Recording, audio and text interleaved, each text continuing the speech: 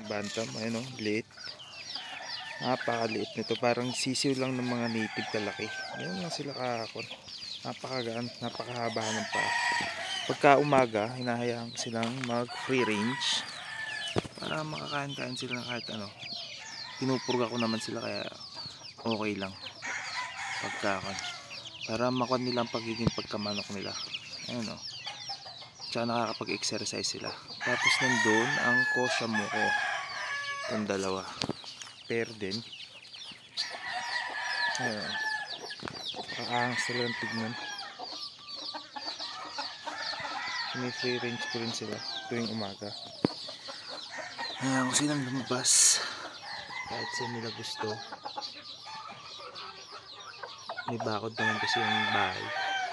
Kaya okay lang din silang free range lagi. Para makapag-exercise din naman sila. Ma-familiarize yung loob. Ang paligid pala. Mga sisiw, mga native ex-IMC man eh. Mga puro black meat. Ayan siya.